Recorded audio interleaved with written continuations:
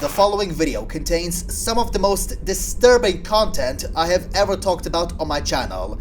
And I'm talking some seriously depraved stuff. We're talking kids, we're talking animals, it's all just very sick. So please, proceed with caution. Thank you. As the great American statesman Benjamin Franklin once said, in this world, nothing can be said to be certain, except death and degeneracy in the furry community.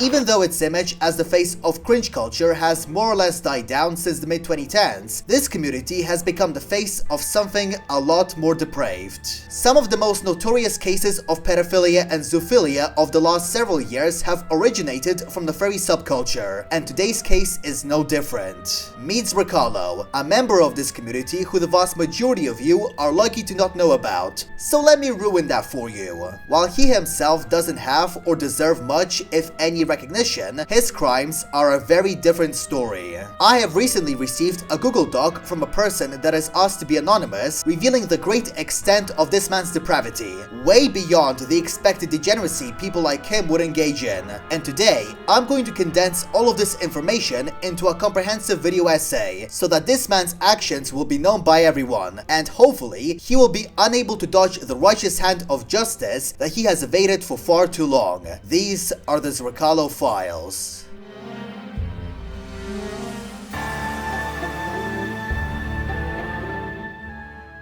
But first, let's get a bit of background on our subject.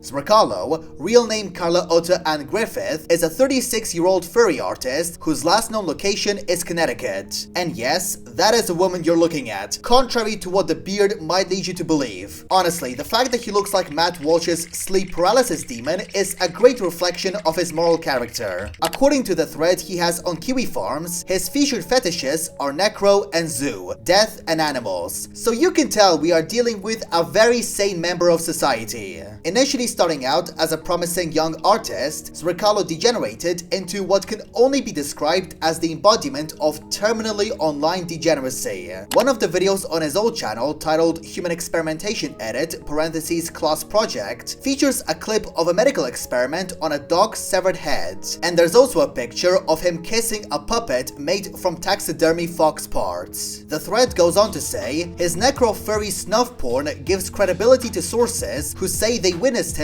enjoy real animal vor videos. He took adopted birds and abused them, like doing amputations and killing one for taxidermy and leaving them outside in the elements. Zrcalo had meltdowns about them being stolen by enemies, but the truth is they were being rescued by the original owners. Given what was revealed later down the line, I wouldn't be surprised if these accounts were indeed true. Zrcalo's first bout of prominence came when he became known as a member and Telegram admin for the Alt-furries, a group of furries who subscribed to Nazi ideology, which is quite ironic considering that these would be one of the first people the Nazis would send to the showers. Several screenshots from this time period show Zrcalo on his old account Blue Fox expressing politically incorrect opinions towards minorities, although that wasn't as bad as him willing to turn a blind eye towards members of the community grooming children, such as Blumiere, a neo-Nazi baby fur who groomed a 16-year-old. In 2018, when a bunch of Telegram chat logs were leaked exposing a community of zoo sadists, Zrcalo allied himself with Akela, the man who first brought the leaks into the public spotlight, and ironically enough was a zoophile himself, to create a group called CSIS, not for the public good, but to create infighting within the furry community, as these leaked messages demonstrate. In another massive twist of irony, Zrcalo admitted that some of the people who had joined the group were zoophiles, but argued that in times like these, everybody needed to put their grievances aside and work together against the zoo sadists, all the while being friends with Doug Spink, an infamous zoophile who owned a ranch where he allowed people to abuse animals and ran a pro-bestiality podcast called Zooier Than Thou. Eventually, the venture fell apart, with Zrcalo trying to take credit for all the supposedly great work he did, when all he had really done during that time was push Nazi bullshit. Following this, Zrcalo started harassing a Twitter account called Zoophile Strugs Tweets, which, as the name implies, focuses on exposing zoophiles for their hideous actions. The account had posted an expose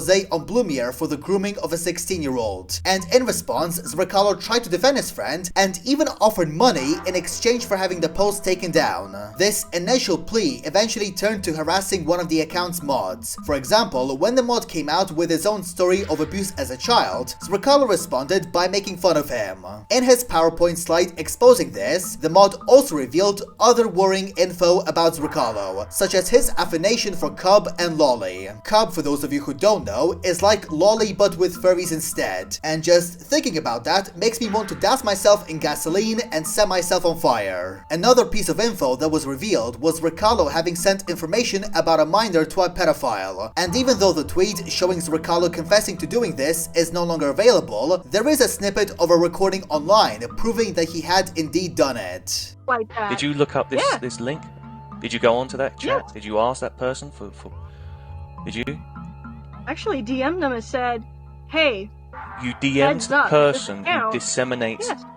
this Yeah. This expose unfortunately failed to deter Zrcalo, and eventually he managed to pit the two mods of the Zufile Strugs account against each other, leading to one of them handing the ownership of the account to Zrcalo. There was also a drama with an account Zrcalo had part in creating called Transphobes Taking L's, which I'm not going to go in full detail for the sake of the video, but this led to an entirely new rabbit hole which confirmed without a shadow of a doubt that Zrcalo was not only a zoophile but had sexted a minor. Much of this was detailed in a video by the YouTuber Lanza, and since then Zrcalo had been out of the public eye. But before we proceed to the main subject of the video, I just want to briefly go over something else important to this narrative: Zrcalo's connections. You know what they say, birds of the feather flock together, and Zrcalo without a doubt had a zoophile and pedo feather, so he surrounded himself with very depraved individuals. Zrcalo was part of a campaign to deplatform the YouTuber Coyote Lovely for trying to expose the depravity of zoophiles. Other members of this campaign who interacted in the adjacent Telegram chat were Quantum Kitty, real name Sean Kreese, a former US Marine who was sentenced to 7 years in prison for sexually abusing a dog, and Hypnotist Sappho, real name Valerie Rundy, another zoophile and former Air Force IT technician who proudly talked about her abuse of dogs in the infamous Coming Out About Things video. She also proclaimed herself to be a MAP, or minor attracted person, which was backed up by her actually dating a minor at one point.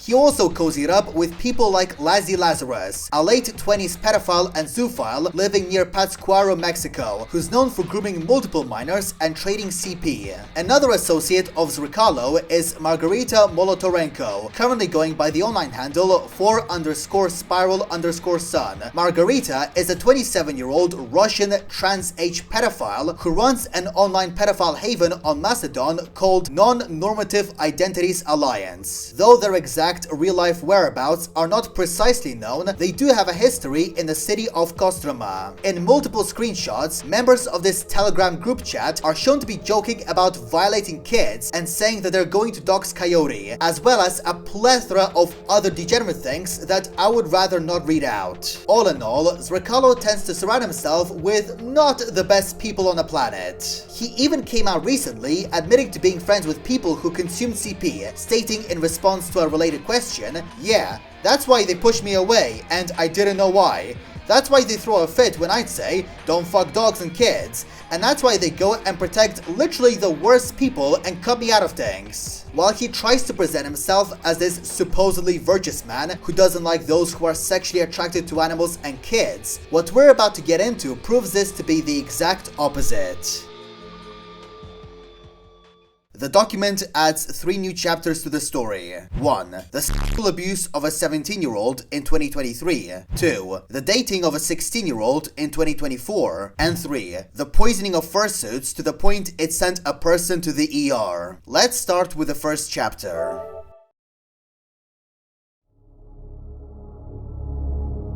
According to the doc, Zrcalo first met the victim, who went by the screen names @dog, Els, zoophile elves when they were 15 years old. Zrcalo first mentioned them in this archive tweet from December 2021, asking their followers to surpass the other's follower count. The two would collaborate on a Wikipedia-style website called zrdrama.wiki, with the victim even making his own page explicitly saying that they were 15 years old. Despite knowing that this person was clearly a minor and that he himself was in his 30s, it did not stop Zrcalo from engaging in conversations with this individual, screenshots of which are provided in this doc. While they're not so egregious that they make Zero's Ice Cube request to the 14-year-old look tame, they are still quite bad. The two would start dating in May 2023, by the time the victim reached 17, so we can see right from the get-go that Zrcalo groomed this person into a relationship. Zrcalo and this 17-year-old both ran a Telegram account, with messages either showing the two interacting, or one of the people messaging something sexual as if they were talking to the other individual, with examples like ZR Bay, let's f**k on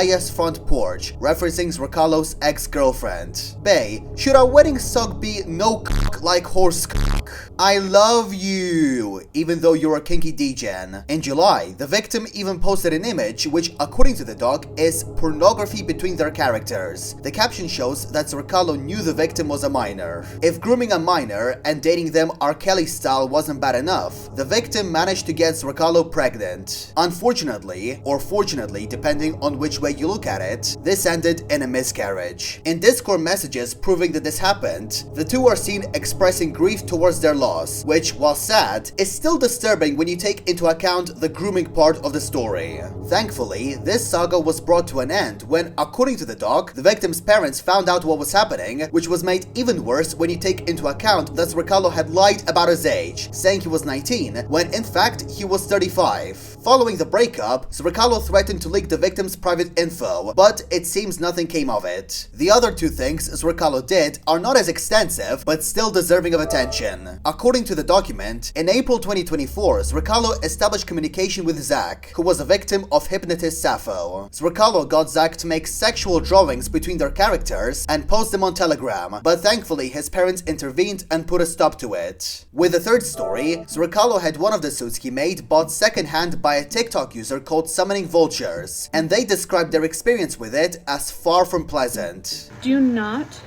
commission the maker of this fursuit. As you see, I'm having to take it apart. The maker of this fursuit, I will include screenshots here. The maker of this fursuit used dangerous materials in the fursuit peak. They used spray polyfoam and UV resin. They admitted this. I will put screenshots here. As some of you may know or have seen, I posted a video a few days ago. I have been coughing up blood. And at first I thought this was something completely unrelated. But upon learning this fact today, that my fursuit is made out of very dangerous material, I now know that the maker of this suit has directly caused harm to me and has directly damaged my lungs. After this video was posted, the suit's original owner messaged this person saying that because of the suit, he had to go to the hospital due to multiple headaches and coughing blood, and things only got worse, as Summoning Vulture's health degraded to the point they had to go to the ER. In a later video, Summoning Vultures claims that Zrcalo is stalking them and disseminating false allegations against them, although I couldn't find exactly what those allegations were. Truly a guy you could be confident in doing business with.